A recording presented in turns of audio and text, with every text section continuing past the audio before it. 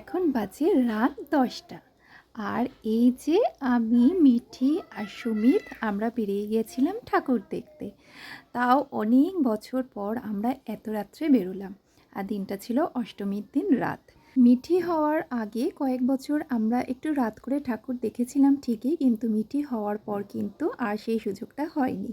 তো এবার হঠাৎ করেই ঠিক করলাম যে আমরা একটু রাত করেই বেরোবো ঠাকুর দেখতে।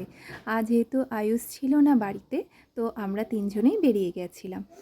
আর আমরা গেছিলাম পেয়ারা বাগান, দেবীকর আর গেছিলাম বারাসাতে। তো এই কটা জায়গা আমরা কমপ্লিট করে নিয়েছিলাম ঠাকুর দেখে রাত্রেবেলার। ওয়েদারটা কিন্তু ছিল দারুণ। সুমিতের তো খুব মজা লেগেছে বাইক চালিয়ে, আর বলছিল এবার থেকে বেশিরভাগ সময় রাত্রির করেই বেরোবো ঠাকুর দেখতে। আর এই যে দেখো প্যান্ডেলটা, এটা পেয়ারা বাগানের খুব সুন্দর করেছে। আর তারপরে আমরা চলে গেছিলাম বারাসাতের দিকে। আর এখানেও প্যান্ডেলগুলো খুব ভালো লেগে। আর রাতের বেলায় প্যান্ডেল দেখার একটাই মজা যে লাইটিংগুলোর জন্য প্যান্ডেলটা আরও বেশি সুন্দর লাগে, যেটা দিনের বেলায় হয় না। কিন্তু ওই যে রাত্রেবেলায় ভিড় ঠেলে লাইন দিয়ে যেহেতু ঠাকুর দেখবো না, তাই দিনের বেলায় বেশিরভাগ ঠাকুরটা আমরা দেখে নিই। আর এই যে এখন মোটামুটি 11:30 মতন বাজে, কিন্তু দেখো কত মানুষ এখনও কিন্তু ঠাকুর দেখে যাচ্ছে।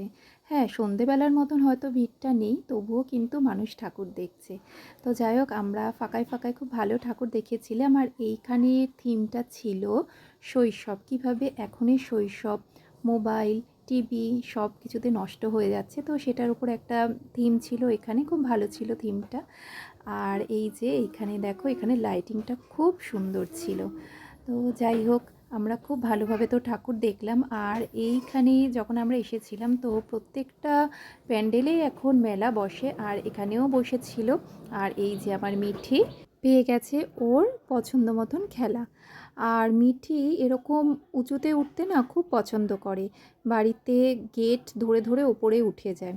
তো আমি মাঝে মাঝে তো বুঝতে পারি না যে ও ছেলে না মেয়ে, মানে ভুল করে হয়তো মেয়ে হয়ে গেছে। ওকে দেখে আমার নিজেরই ভয় লাগছিল যে যদি একটু পড়ে যায় আর ঘাড়ে যদি লেগে যায় তাহলে কি হবে। কিন্তু ও তো সোনার মেয়ে না, ও তো ওর কাজ চালিয়েই যাচ্ছে। আর এই যে এটা হলো আমাদের বারাসাতের লাস্ট প্যান্ডেল দেখা।